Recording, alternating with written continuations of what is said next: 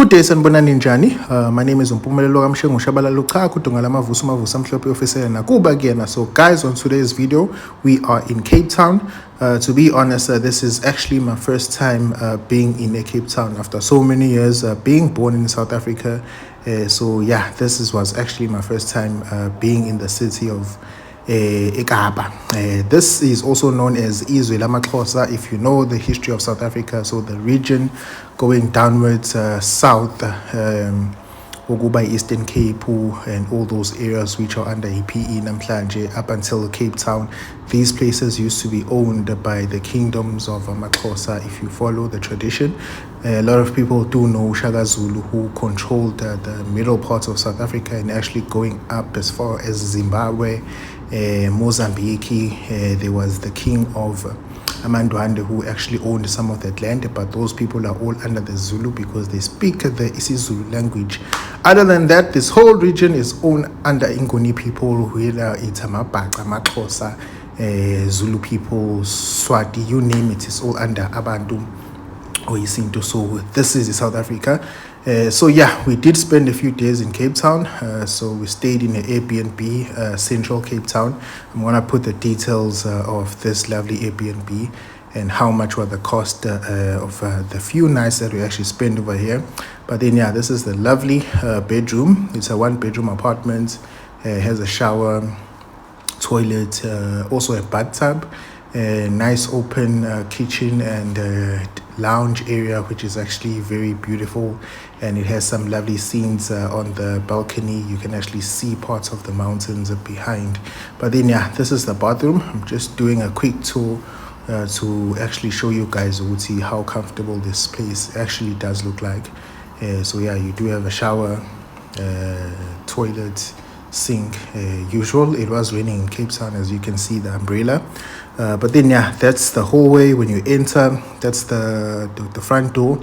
On your right you do find the bedroom, and then the next right to go be bathroom, and then this is the lovely kitchen area. I have to applaud the owner of this Airbnb or booking.com, because I found it under booking.com. The design of this kitchen was actually nice. I do love the equipment that he or she has. I've actually forgot the brand of the fridge, which was actually cool. You do have a coffee maker, kettle, toast, the usual stuff, washing machine, dishwasher. So you just come with your clothes here and you can actually wash them here if you do not even own a washing machine in your own place. Lovely artwork, open space, high ceiling. I love everything about this. I love those lights too. So yeah, it is quite a cool place. You can actually cook. You can come with your curry, you can actually come with your curry spices and actually cook some lovely meals and enjoy if you are on a holiday in Cape Town, be it with your wife, be it with your girlfriend, be it with your side chick. It's up to you. But then yeah, this is the lovely Airbnb. I'm actually gonna put the details. I have zero complaints. The Wi-Fi was also great. The entrance to the place smooth, no issues. They give you the keys. You use that code card thingy to actually enter in and out the place. No time restrictions as some of the Airbnbs do. So yeah, this place was actually superb. I have zero issues. I'll just say 9 out of 10.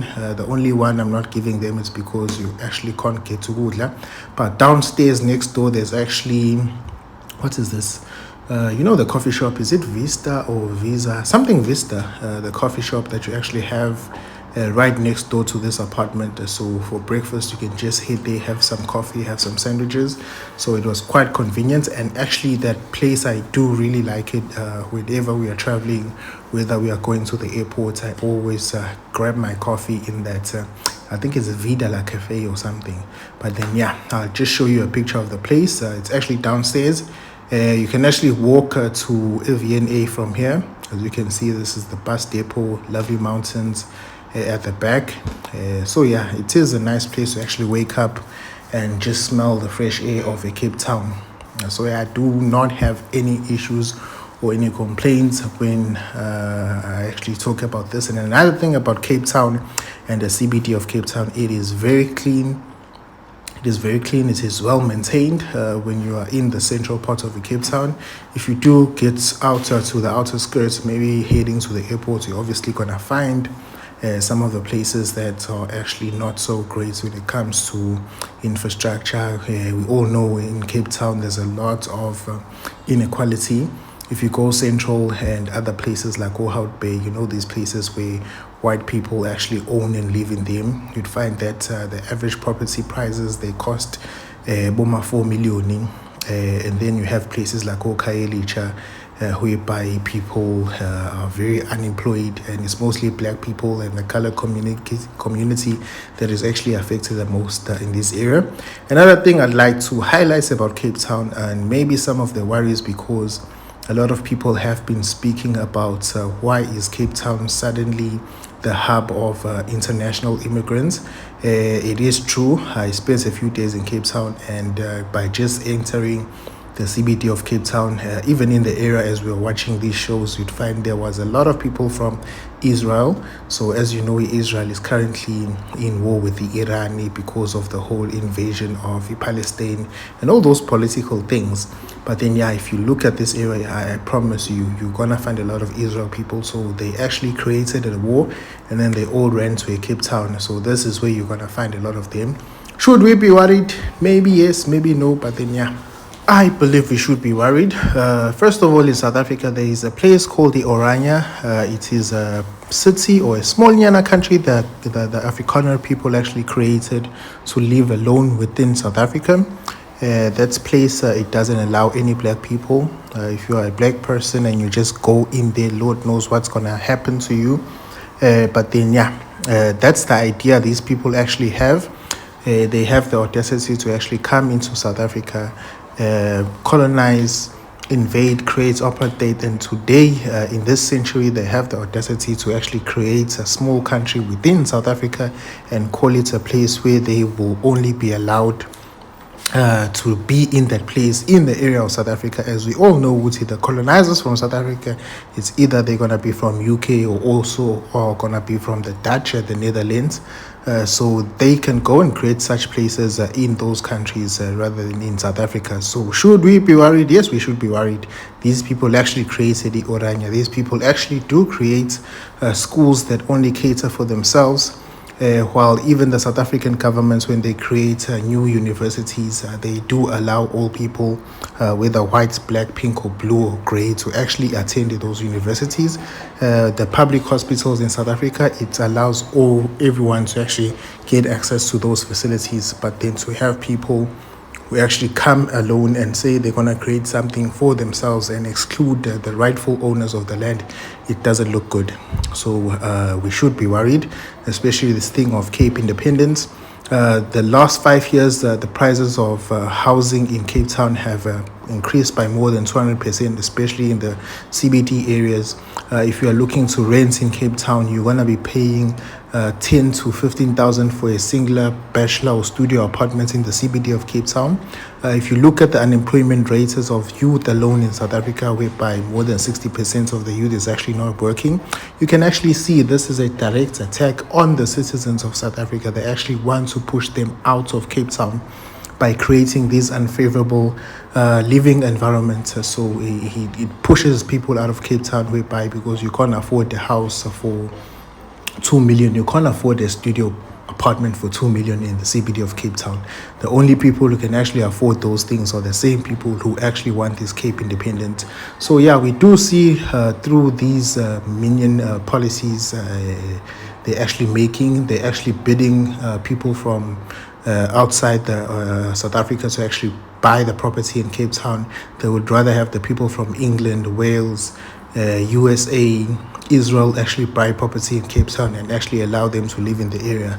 So then, yeah, we do see right through this. The government of South Africa does need to actually act upon this very swiftly and very soon. Otherwise, South Africa is going to be something that we all not going to like in the next few years, especially regarding the people of Israel, because we have seen what they actually did into the people of Palestine, whereby they actually came in exactly the same way like this, and then they took all the land. They now want to wipe Palestine out of the map. They do not want to recognize Palestinian people as the actual rightful owners of the country of Palestine. So as South Africans, we should be worried when these people are actually very vocal about creating a Cape independent. So yeah, these are just some of the issues I'd like to highlight. Other than that, we did travel to Cape Town. We went to the aquarium. We actually saw some nice animals. The city is very clean, well maintained. However, we're not going to ignore the fact that most parts of the Cape Town is actually looked upon and left out. If you go to places like Khayelitsha, you have to be someone who is well known with the streets of Cape Town and actually be able to go in there. So it's much safe to actually go on such cruises and explore such beautiful places. So these are just all the areas where they want only people or foreigners to actually own places in this area.